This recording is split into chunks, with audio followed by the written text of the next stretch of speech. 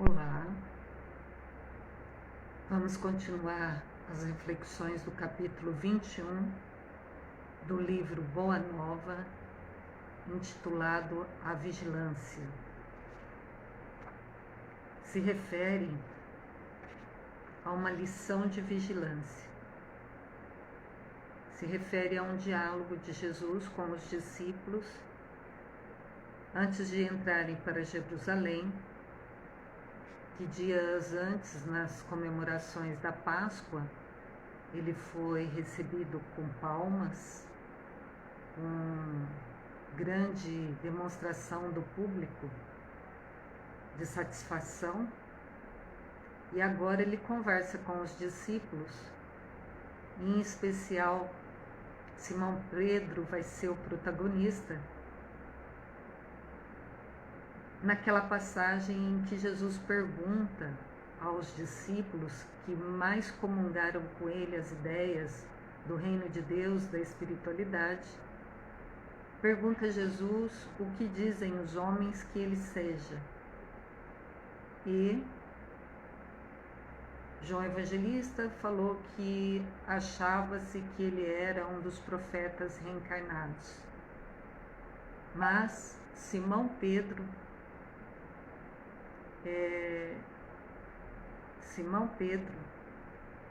acha que Jesus seria as próprias palavras dele. Eu irei ler. Tu és o Cristo, o Salvador, o Filho de Deus vivo. E aí então, Jesus se refere a Simão da seguinte forma: Bem-aventurado seja tu, Simão, porque não foi a carne que te revelou essas verdades, mas meu Pai que estás nos céus. Então não é as coisas da matéria, não é a ilusão, não é os sonhos que nós aqui imersos na matéria vivemos, mas sim Deus, o Pai que estás nos céus. Bendito sejas, pois entregastes a Deus o coração e falaste a sua voz. Então olha só, o que deve conectar a Deus? Não é o cérebro, mas o coração. É pelo sentimento, é iluminado pela razão, a qual chamamos mente, que nós nos ligamos à mente divina, porque existe uma unidade. Eu, vocês e o Pai, há uma unidade, conforme a carta de Paulo nos fala, que somos todos um. Nesse diálogo em que Jesus então está dizendo a Simão que é pela fé que ele vai edificar, a fé demonstrada por Simão Pedro é que irá se edificar o edifício do Evangelho.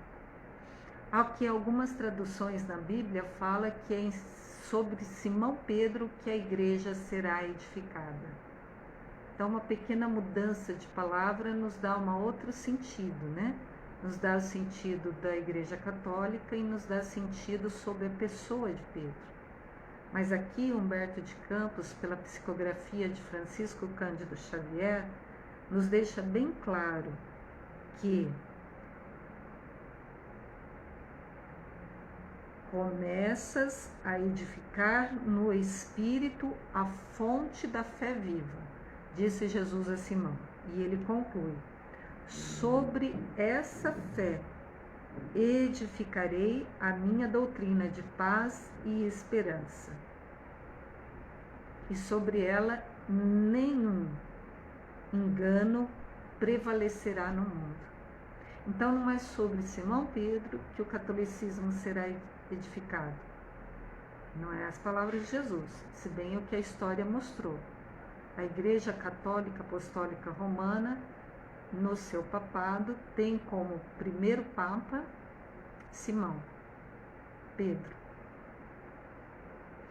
Mas o Evangelho primitivo, puro, de essência, de coração para coração. Esse é edificado na fé pela conexão dos nossos corações com a mente divina.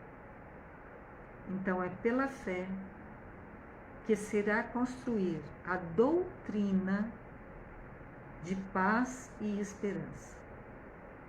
Enquanto Simão sorria, confortado com o que considerava um triunfo espiritual, o mestre prosseguiu esclarecendo à comunidade quanto à revelação divina no santuário interior do espírito do homem. Aqui nós vemos um outro esclarecimento que é muito confundido por nós. O reino dos céus, o reino de Deus, ele é edificado, ele é construído tijolo por tijolo, mas não em igrejas, e sim no santuário do Espírito.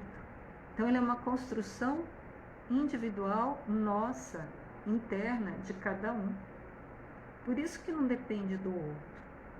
Por isso que depende da nossa vontade, da nossa conexão com Deus, do alinhar nossa forma de pensar, de sentir e de agir com Deus. Pensarmos como Ele pensa, sentirmos como Ele sente e agirmos como Ele age. Eis a ligação em um estado mental do reino dos céus, em mim, alinhado com a mente de Deus. Hoje, então, nós vamos para a segunda parte desse capítulo 21, em que Humberto de Campos assim fala. No mesmo instante, preparando os companheiros para os acontecimentos próximos, o Messias continuou dizendo: Amados, importa que eu vos esclareça o coração, a fim de que horas tormentosas se aproximam, não chegam a vos confundir o entendimento.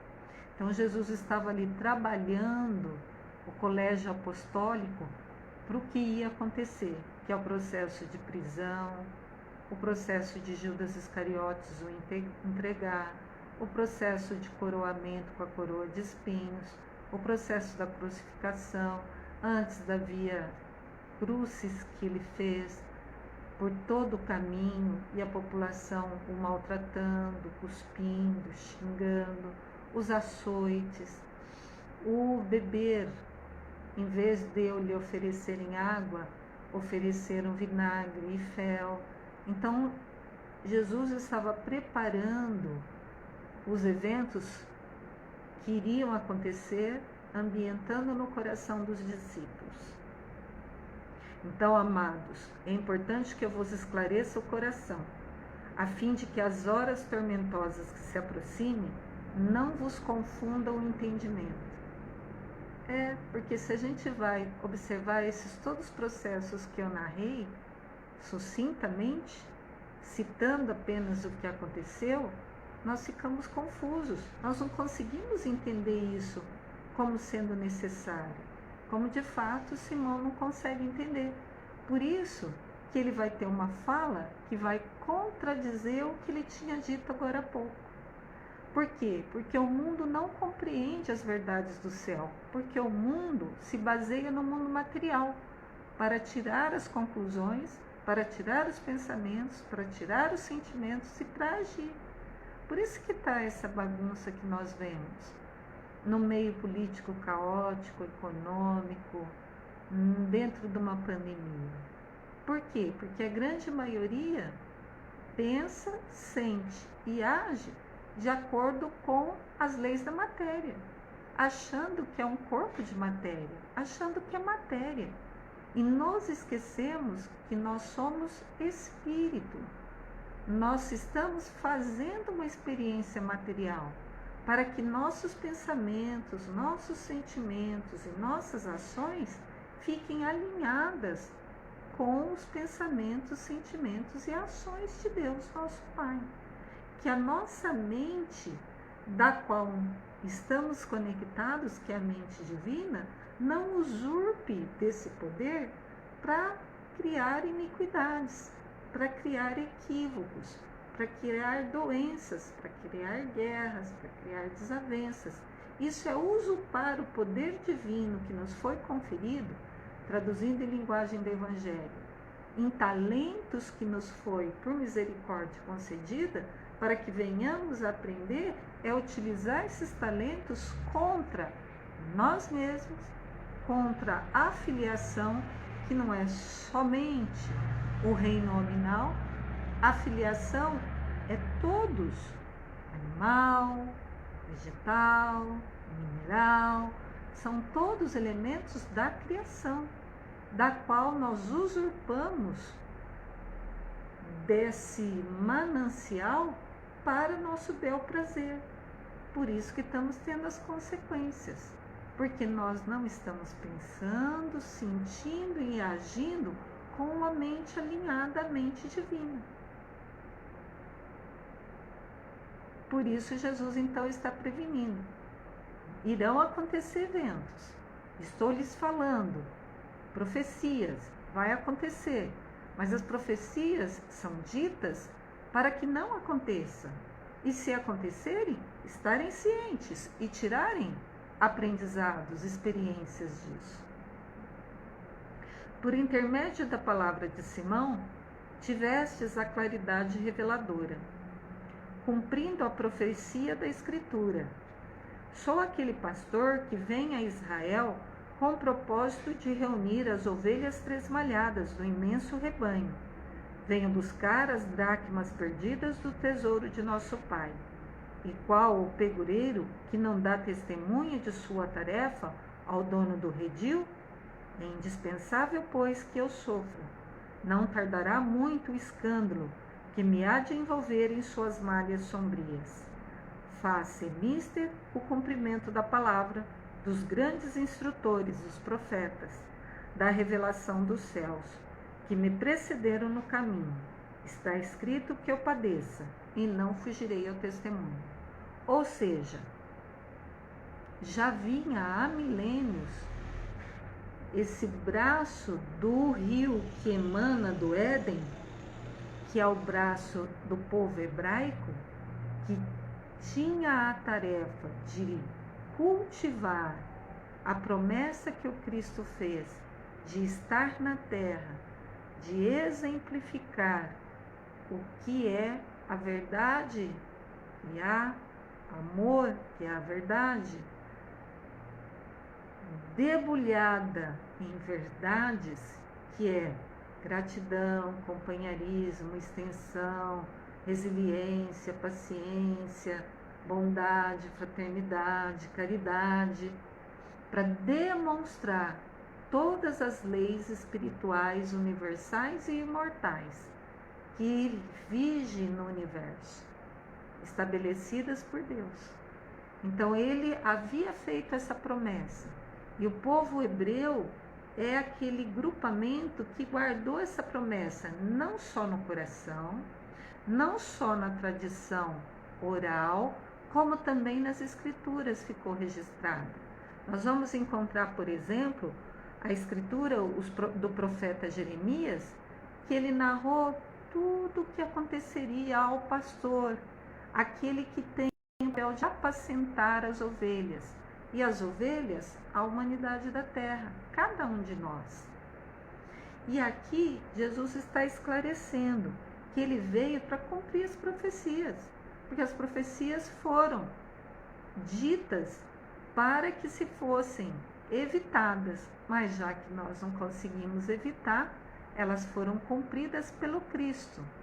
Não que ele merecesse, não que ele tivesse débitos com a lei, mas para exemplificar, para vencer durante a encarnação na Terra as mesmas dificuldades que nós, só que nós em menor escala. Hoje não é necessário mais nos crucificarmos no madeiro de cruz. Hoje é necessário o santo ofício, sacrifício, da gente relevar as ofensas, de nós aprendermos com os diferentes, de nós aceitarmos a nossa filiação, assim como aceitar que cada reino da natureza, cada individualidade, principalmente a espécie humana, eles são nossos irmãos. Todos é elemento da criação de Deus. Portanto, todos são filhos de Deus, assim como eu sou. Então, aceitar a filiação, estender a filiação de Deus, o que eu já conheço do Evangelho, eis o nosso propósito de vida. Eis porque estamos aqui na Terra. Nos identificarmos como filhos e estendermos essa identificação através da fala, através do pensamento, através dos sentimentos, através das ações, à demais filiação, aos demais filhos de Deus, de qualquer um dos reinos. Então, Jesus diz que é Ele, o pastor, que vai reunir as ovelhas tresmalhadas, ou seja, as ovelhas teimosas, as ovelhas rebeldes, aqueles que foram degradados aqui na terra, bem como aqueles que são autóctones da terra, porém que escolheram o alvo errado, não o alvo certo, portanto que pecaram. Portanto, é para eles que o Cristo encarnou, para não só falar, mas fazer, exemplificar, porque a fala pode encantar, mas é o exemplo que arrasta, que faz a coerção de, com amorosidade, termos que fazer, porque tivemos o exemplo amoroso de um Cristo encarnado na terra. E o Cristo Jesus ainda estabelece uma relação de hierarquia, falando assim: qual é o pegureiro, quer dizer, o pastor, que não dá testemunho da tarefa ao dono do redil, que é Deus nosso Pai? Então Jesus, esclarecendo aos discípulos: eu irei cumprir todas as profecias que se refere a mim, como sendo pastor da humanidade da terra. É indispensável, então, que ele, Cristo Jesus, sofra, que ele seja envolvido pelo escândalo. Faz mister que aquelas profecias dos grandes instrutores sejam cumpridas, para que a humanidade da terra não se esqueça que ele é o pastor, que ele é o exemplo, que ele é o guia, que ele é o modelo para a humanidade da terra. Está escrito então que ele padeça, e ele não fugiu ao testemunho. Havendo pequena pausa na sua locução, Felipe aproveitou-se para interrogar emocionado: mestre, como pode ser isso, se sois o modelo supremo da bondade? O sofrimento será então o prêmio às vossas obras de amor e sacrifício? A que Jesus, sem trair a serenidade do seu sentimento, retrucou: vim ao mundo, quer dizer, o propósito de um Cristo encarnado na terra, para o bom trabalho, e não posso ter outra vontade. A vontade contrária à vontade de Deus é uma vontade ilusória, porque ela não é definitiva, ela é passageira. Ela é denominada pelas questões psicológicas como ego. O ego se baseia em ideias, em conceitos relacionados como o corpo de carne ser o motivo da existência. Já o Cristo Jesus nos fala que quando fazemos a vontade do Pai, nós estamos alinhados num pensamento e sentimento com Deus e, portanto, fazendo a vontade dele.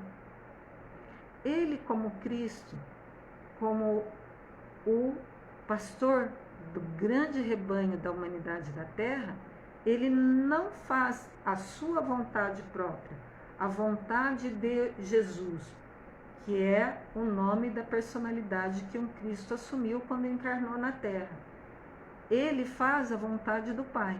Então, Jesus é o nome da personalidade de um ser que tomou corpo de carne e encarnou. Então, essa persona, essa personalidade, essa capa revestida se chama Jesus. Mas ele fala que ele não vai fazer a vontade do homem Jesus, mas sim a vontade do Pai, que é o nosso propósito de encarnar na Terra. Fazer a vontade do Pai, pensar, sentir e agir alinhado com as verdades imortais, da imortalidade, da preexistência da alma, da comunicabilidade dos espíritos, com a mediunidade, ou seja, é pensar, sentir e agir de acordo com a mente divina, porque na verdade nós somos mentes conectadas à mente divina. Além de tudo, continua Jesus respondendo à pergunta de Filipe, que ele é justo e vai sofrer. Além disso, minha ação se dirige aos que estão escravizados no cativeiro do sofrimento, do pecado, da expiação. Então, Jesus está fazendo a relação que sofrimento é expiação, quer dizer, é retorno da lei de ação, é o retorno da lei de que o que dermos de nós, de pensamentos, de sentimentos e de ações para o ambiente externo, seja somente na forma de pensar, isso traz um retorno.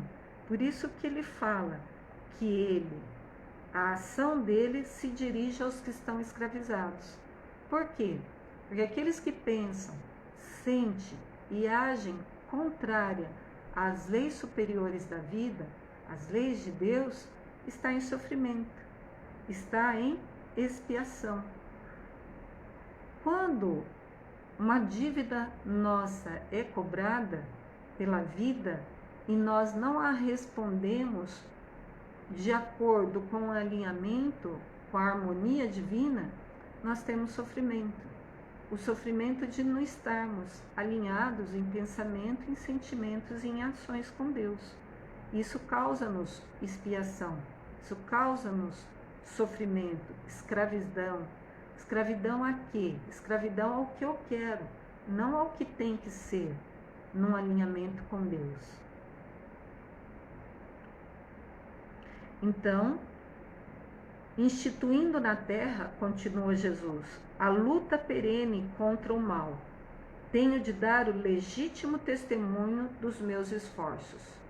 Então, é através dos esforços, do testemunho legítimo de que na terra ainda vige o mal, ou seja, a ignorância, o contrário à lei de Deus, os pensamentos em contrário à mente divina, os sentimentos em contrário a Deus, as ações em contrário às harmonias das leis naturais instituídas, é para isso que Jesus veio, para mostrar, e não só em forma de fala, mas em forma de atitude. Ele tem que dar o testemunho dos esforços dele, na forma de ação.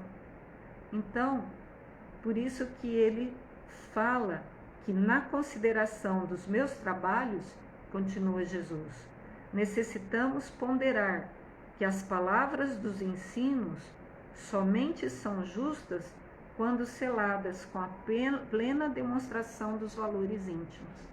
Então ele estabelece que para ter justo, apropriado, legítimo algum ensinamento, ele tem que ser realizado pelo ser que está falando.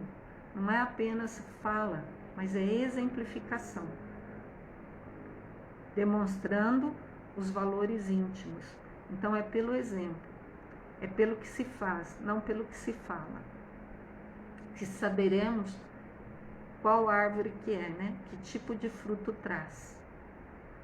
Acreditais que um náufrago pudesse sentir o conforto de um companheiro que apenas se limitasse a dirigir-lhe a voz amiga lá na praia em segurança? Para salvá-lo, será indispensável ensinar-lhe o melhor caminho de livrar-se da voragem destruidora, nunca tão só com exortações, não só com fala, mas atirando-se igualmente às ondas, partilhando dos mesmos perigos e sofrimentos. O fardo que sobrecarrega os ombros de um amigo será sempre mais agravado em seu peso, se nos pusermos a examiná-lo, muitas vezes guiado por observações inoportunas. Ele, entretanto, se tornará suave e leve para aquele a quem amamos, se o tomarmos com os nossos esforços sinceros, ensinando-lhe como se pode atenuar-lhe o peso nas curvas do caminho. Então são duas falas, fazendo um paralelo do náufrago e fazendo paralelo em terra do carregar um fardo, que Jesus estabelece, que não deve ser só pela fala, deve ser pelas atitudes, pelas ações. Na quarta-feira continuaremos as reflexões. Paz.